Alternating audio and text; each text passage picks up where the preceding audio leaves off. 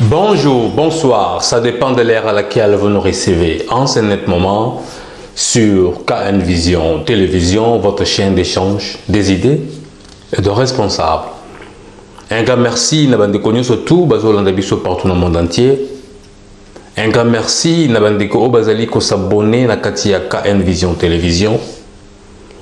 Un grand merci, n'a pas de participer à l'idée, n'a pas de magazine.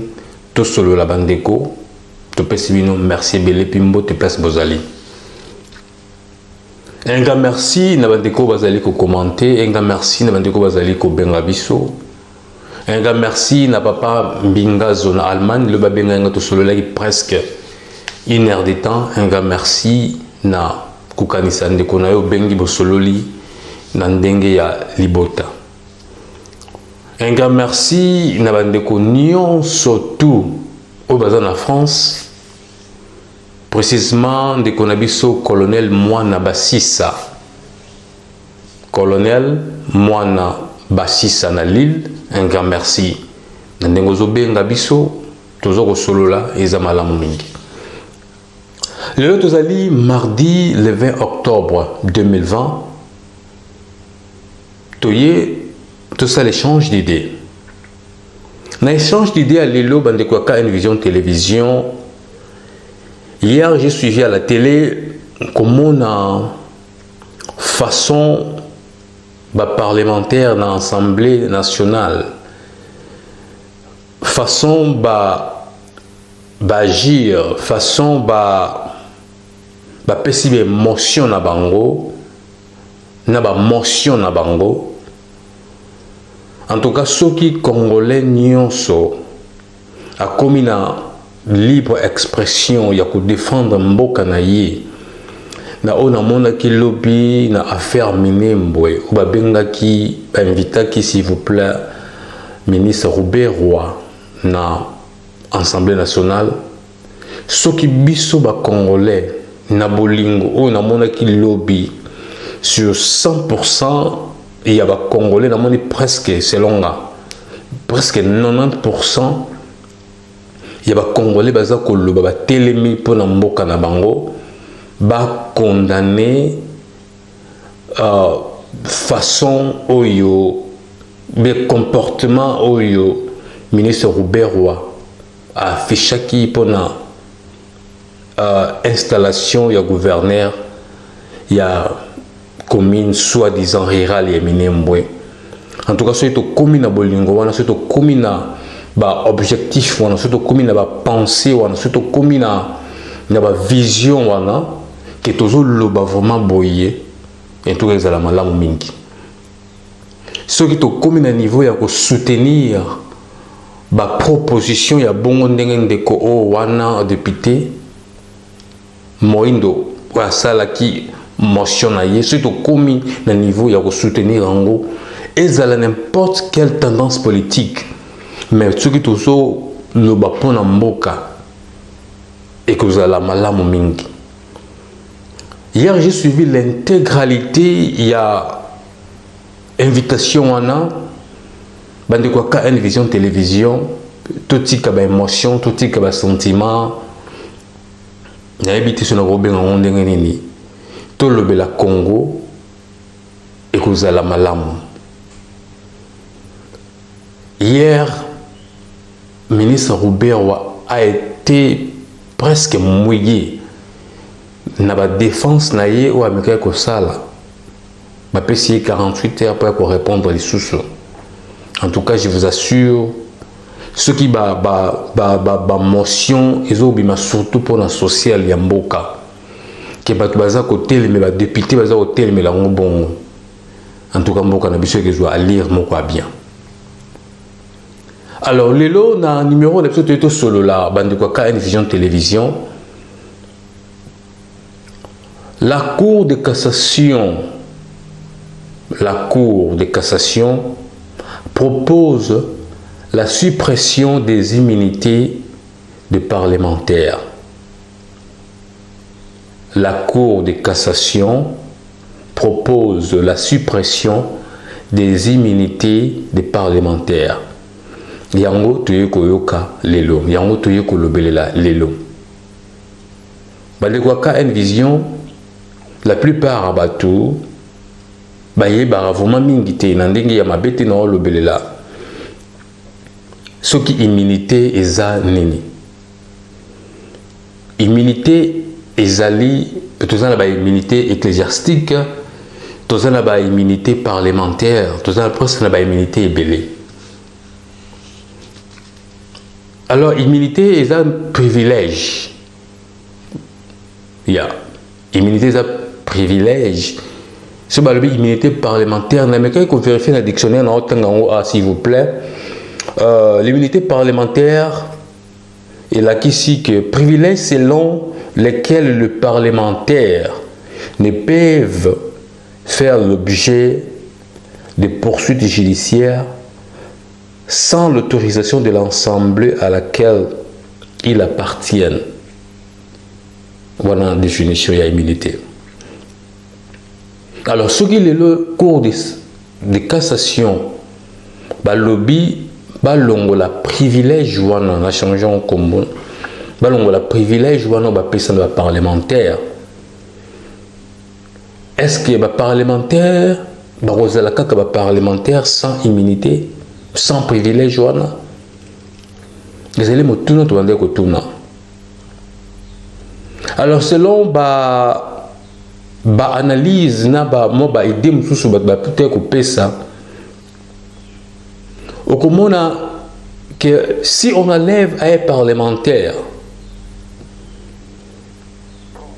privilège privilège il n'est plus parlementaire. Voilà selon député Nabiso Msusu Nabosani comme na ipaote ko le bongo. Ceux qui balongoli ba privilège wana, ceux qui balongoli ba immunité wana parlementaire wana communauté vide, la communauté bac vide, la communauté sans support. Pourquoi? À cause de sous un privilège il y a à cause de pardon, de son courage, il y a qu'au dénoncer et l'autre où il y a money, il y a ma bé. À cause de la source de courage, il y a qu'au loba, il y a qu'au acquiser mutu. Il y a un moment dans le parlement, batu baji saka façon wana basus bazala un peu brutal. Ce qui kanda le kimingi, c'est parce que bazana privilège wana. Alors pour Bokangaye, il faut Assemblée nationale place au Yazali baye bakolongola e baboto la privilège wana baboto la avantage wana de tondo mwana ba famille yo pesa ka privilège pa na ye baboto liyo le wana otikali vide.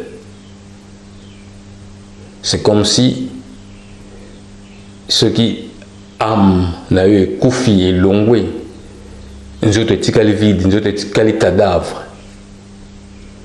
C'est dans ce sens là. Alors ceux qui balongoli bango ba immunité ils ont grand risque makasi comme on a un pays comme le Congo ceux qui balongoli parlementaire immunité ils ont passé. Alors, quand premier président, il y a cour de cassation, M. David Christopher Mukendi, je pense, il y a Mukendi. Il y a une proposition, il y a Bongo. À Bandeli, premier président, il y a cour de cassation, David Christophe Mukendi, il y a une proposition à Bongo.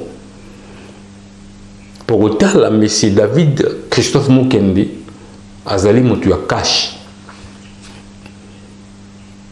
Or, selon Batua FCC, lobby que ceux qui aye na ba idée o wana ekozala mabe mingi pona bandeko oyo ya FCC. Bandeko ya KN Vision Télévision avant de évoluer na la Cour de cassation propose la suppression des immunités des parlementaires. Toyoka na réponse oyo papa na biso Kakuji aote ko pesa na ndeko na biso Emmanuel, papa Emmanuel la pesimbo te pesa zali na France, précisément na Paris, na discours oya salaki et pas papa Kakuji. Papa Kakuji aote ki ko répondre ye momokie avec ma respect nous autres pesa na mutuellement.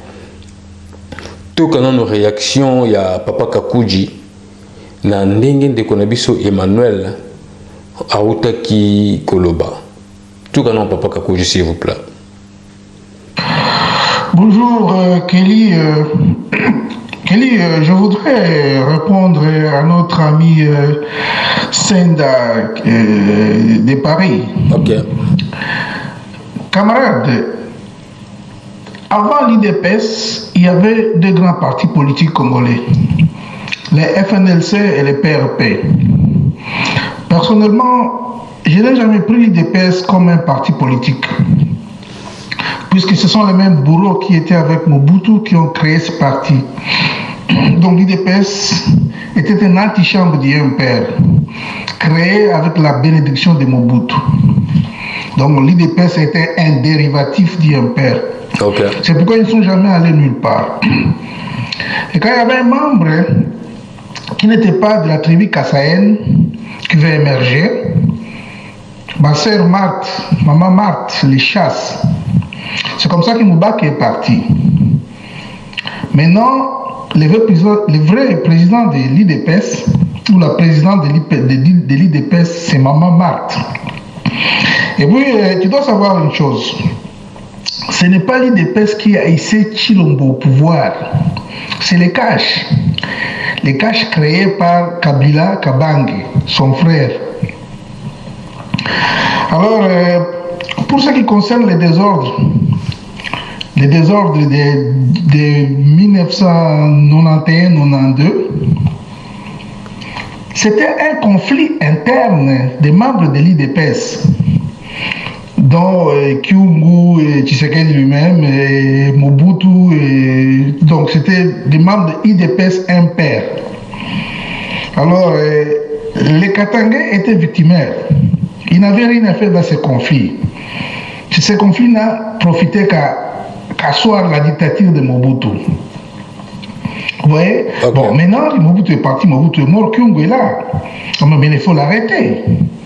Il faut l'arrêter. Il faut le mettre en tôle, il faut le mettre en prison. Ouais. Et quand vous parlez de la souffrance des Kassaïens, mon ami, depuis 60, les Kassaïens se bataillaient entre eux-mêmes. D'abord, c'était Mukamba Jonas contre Kalonji. Ils se sont entretués à 60.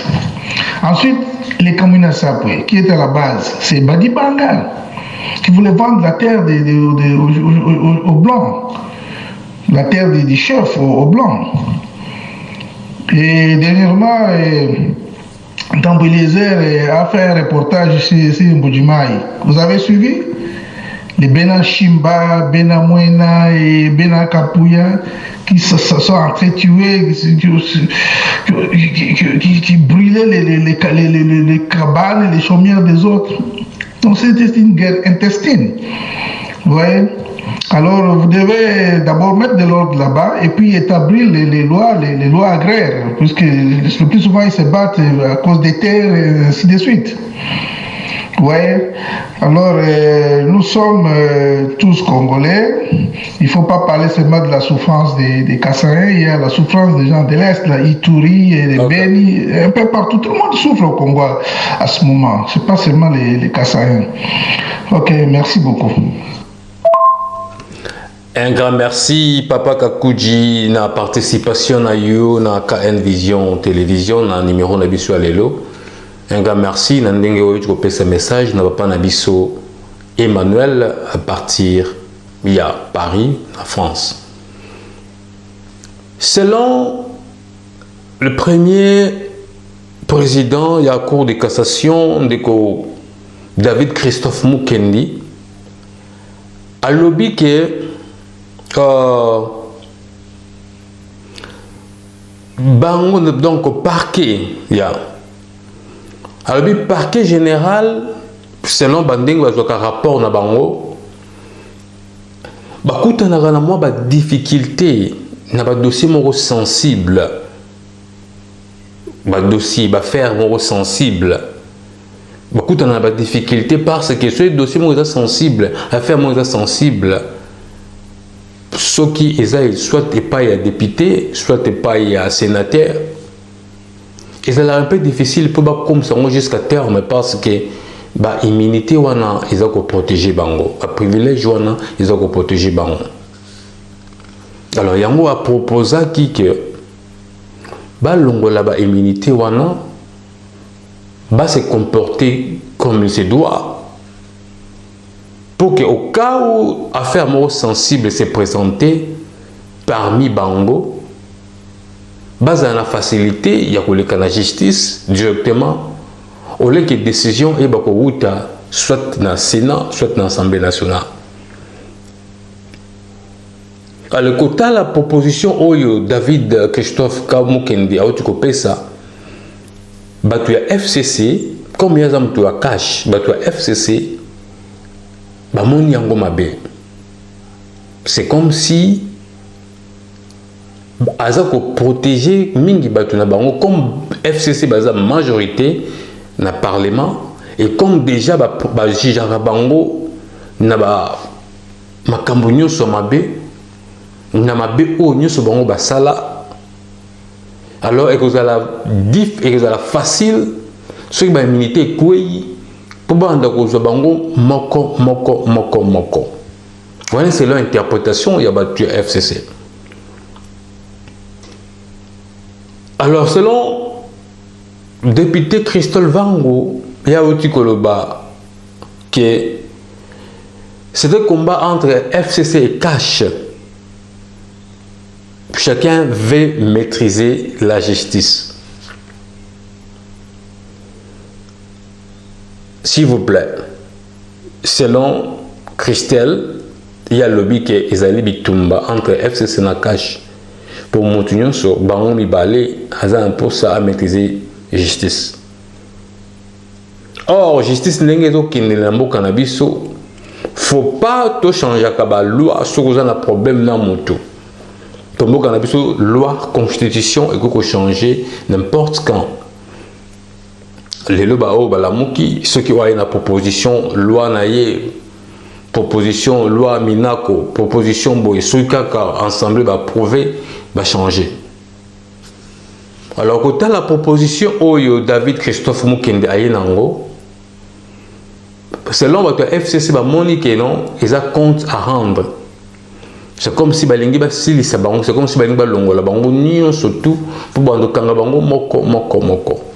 Est-ce que partout dans le monde ba parlementaire nion so bazala na privilège oyo tout bazala na ngote pour que la proposition ya boyé, c'est comme si on copie quelque part malgré nous lobby que parquet général bazala na difficulté il y a ko ça la poursuite moko il va faire moko sensible, mais il faut un moko au tali un député azali nani peuple mtoa sala pour comme place wa parce que ce bolongoli va privilège wana comme moto simple musala na ye kozala nini akomone loko mabe moyen a lobezate pour ce lobby bakangiye bande ko ka une vision télévision. Et ça là, si je me suis dit que tout seul la carte ya magazine tout seul la bandeko. Au moment la Congolais, on les a appelé sa idée à boyer. Congolais a vendu. Tellement tout met tout dans le sala oh tu y déjà le ni Congolais lingaka. Ni le ni Congolais a lingaka te bandeko ka une vision télévision. Ils allaient pas si mingi comme on a que et le ko bazo lingaba yeba. Mais Congolais a besoin de répondre en haut facilement. Comme il y a un niveau, il y a un makambo facilement. ceux qui ont vraiment la ligne bien, ils ont l'avantage pour les Congolais.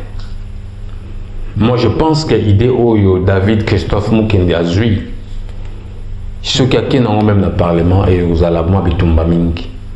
Il y a les chefs de l'État, il faut avoir Makambo. Tout ils ont la papa Kakuji. Na l'idée où il y a PSI pour la proposition au cours de cassation, balingi ba sala pour la suppression il y a une immunité. Il y a un parlementaire. Je te dis que papa Kakuji ceux qui est à l'Obini na Makambo. Bonjour Kelly, bonjour Can Vision Télévision et bonjour à tous ceux qui nous suivent sur le forum. Merci. Kelly,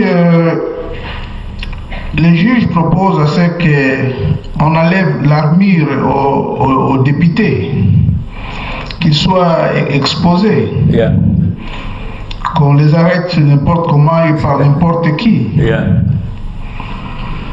Un député est un élu du peuple. Il est élu pour représenter la nation. Il vote la loi et contrôle l'action du gouvernement. Donc, il est même plus fort que le président lui-même. Ok. Puisque c'est eux qui peuvent destituer le président de la République. Alors, je me demande comment est-ce qu'un juge d'une plus haute juridiction de l'appareil judiciaire Ok. peut vomir de telles insanités. C'est ça. Puisque c'est eux qui interprètent la loi, les juges. Alors quand ils disent des choses pareilles, ça veut dire quoi? Alors qu'ils ferment l'Assemblée. Nous devons chercher à savoir d'où est venue cette idée. C'est ça. L'idée est venue de qui? Ok. Je pense qu'il faut convoquer ces juges au Parlement, qu'ils s'expliquent. Qu'ils s'expliquent.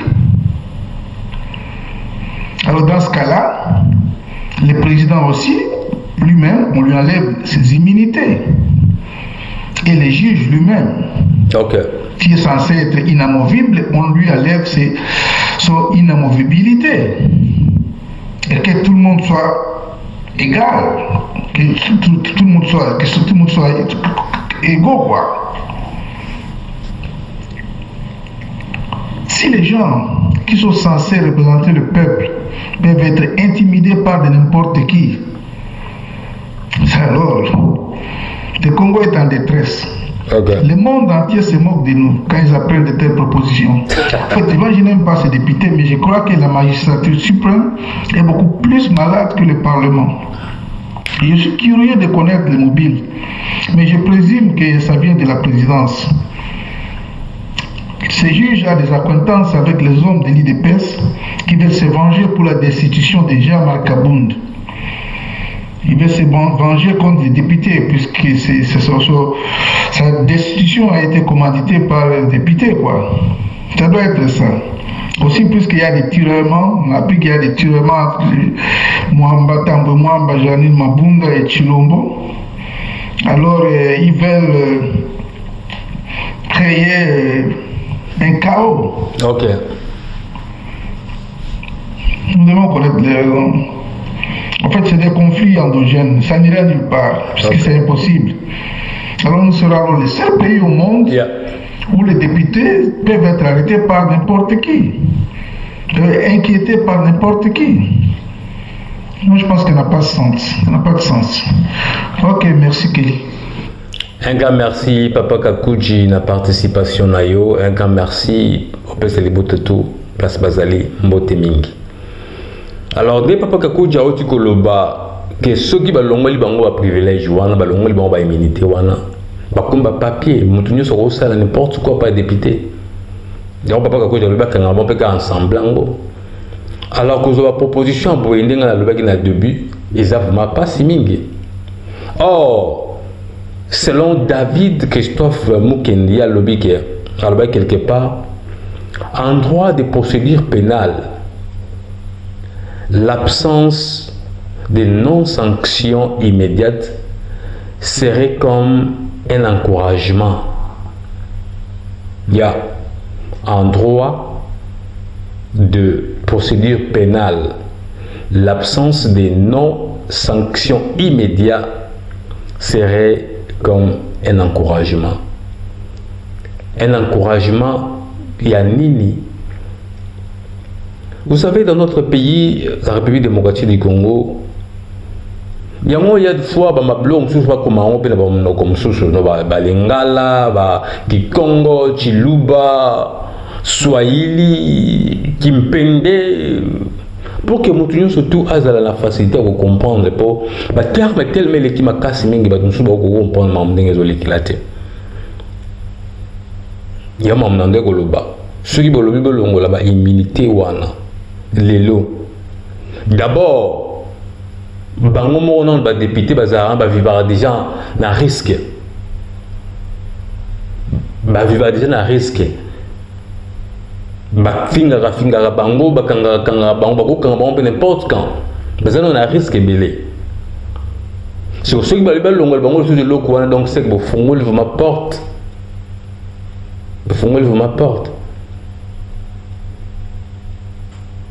donc c'est la reportage à la journaliste, il y a presse écrite, soit de presse visuelle,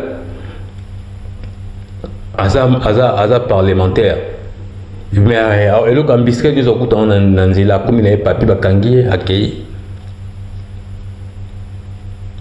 Alors moi je pense que l'idée où David Christophe Mukende a proposé et ça idée moi comme abbé. Il faut est condamnable. Pour selon y a lobby qui non cause à la ceux qui ont les immunité on va cause à la privilège on a bénéfice va gros bénéfice on a premier ministre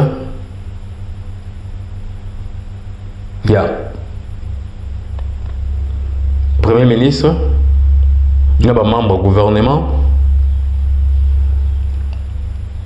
gouverneur, vice-gouverneur, ministres provinciaux, bangonde, bako bénéficier. Mais le reste, il faut balongola.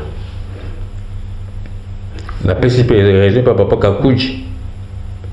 Idée oyo e wuti wapi. Idée oyo e wuti wapi. Or, la suppression des immunités des parlementaires risque d'être lourd pour notre opposition.